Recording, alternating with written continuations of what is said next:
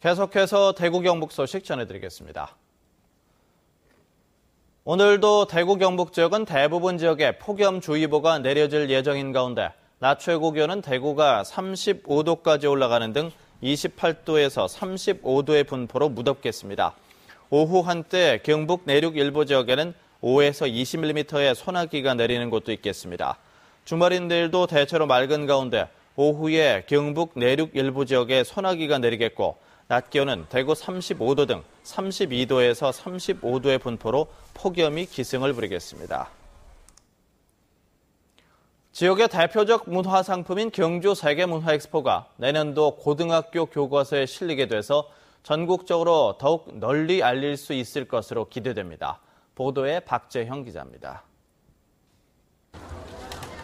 경주 세계문화엑스포가 2014학년도 고등학교 음악과 생활 교과서의 세계음악 단원에 세계를 향한 문화상품이라는 주제로 수록됩니다. 교과서 본문에 경주 세계문화엑스포의 개최 연도와 파급 효과, 의미 등이 상세하게 기술됩니다. 세계인들에게 우리 문화를 알릴 수 있는 공연을 기획하는 등 그동안의 다양한 활동이 기록됩니다. 21세기 문화 시대에서 이제 세계화될 수 있는 부분을 좀 찾아보자. 경제가 문화를 이끌어가는 시대가 아니고 문화가 경제를 이끌어가는 시대로 한번 바꾸어 보자 하는 그런 쪽으로 저희들이 접근을 했습니다. 경주 세계문화엑스포가 초중학교 참고서에 실린 적은 있지만 교과서에 수록되기는 이번이 처음입니다. 지역의 귀중한 문화상품을 일회성이 아니라 공식적인 정부의 인증을 통해 앞으로 4, 5년 동안 전국의 학생들이 학습한다는 점에서 의미가 있습니다. 있는 문화적인 그런 주인의식 이런 것들이 학생들에게 주입이 돼서 정말 문화국가, 문명국가의 국가적인 그런 브랜드와 그 자존심 또 이런 위상을 확인하는 계기가 될 것입니다. 지난 1998년부터 시작된 경주 세계문화엑스포가 이번 교과서 수록을 계기로 전국적이고 국가적인 행사로 거듭날 수 있을지 주목됩니다. MBC 뉴스 박재영입니다. 오는 10월 열릴 2013 대구 세계에너지총회 조직위원장인 조환익 한국전력 사장이 총회 준비 상황 점검을 위해 오늘 대구를 찾아 동대구역을 둘러보고 KTX를 이용하는 참가자들의 편의 대책과 숙소, 행사장까지의 수송 대책을 점검합니다. 숙박시설을 찾아 편의시설 상태도 살펴보고 통역 서비스 지원 계획을 점검하는 한편 총회장인 엑스코와 야외 전시장, 등록센터가 들어설 패션센터도 둘러볼 예정입니다. 노래 연습장과 일반 음식점, 주점 등 다중이용업소는 화재 배상 책임보험에 의무적으로 가입을 해야 합니다.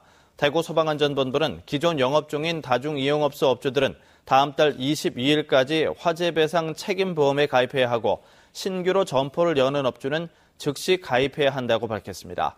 또한 영세한 소규모 다중이용업소를 고려해 면적이 150제곱미터 미만인 업소는 오는 2015년 2월부터 가입하면 된다고 밝혔습니다. 농촌진흥청 조사 결과 지난 겨울과 봄에 발생한 냉해로 과수나무의 착과량이 사과는 지난해보다 2%, 배는 2.5% 줄었으며 원황과 황금 등의 배 품종은 6에서 최고 11%까지 줄었습니다. 특히 복숭아는 지난해보다 3.5%, 평년보다는 약 9%가 감소해 가장 피해가 큰 것으로 조사됐습니다. 농촌진흥청은 착과량이 적더라도 관리를 제대로 하면 수확량은 많이 줄지 않는다면서 병해충 관리를 잘해줄 것을 당부했습니다.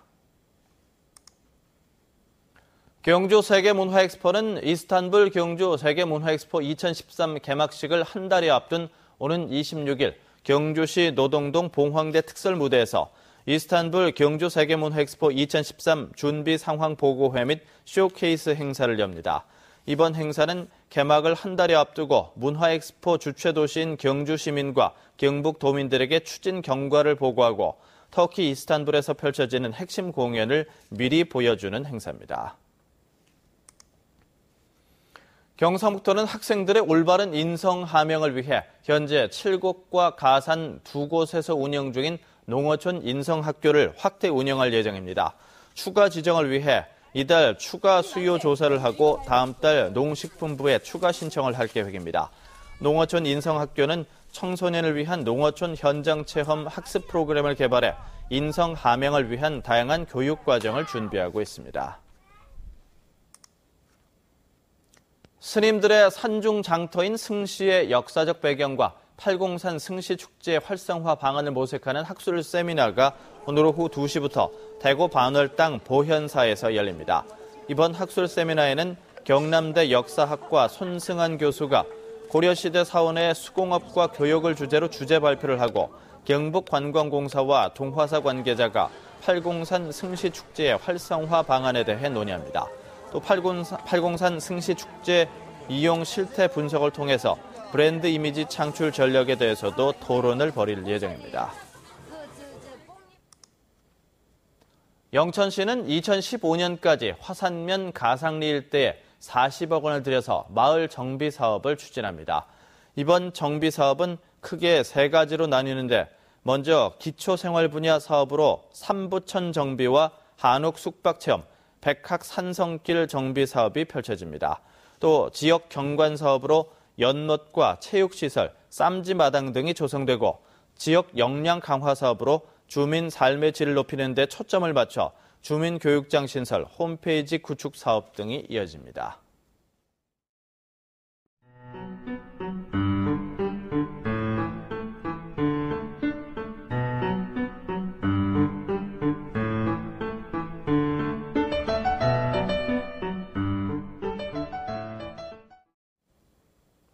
MBC 생활뉴스를 마칩니다. 고맙습니다.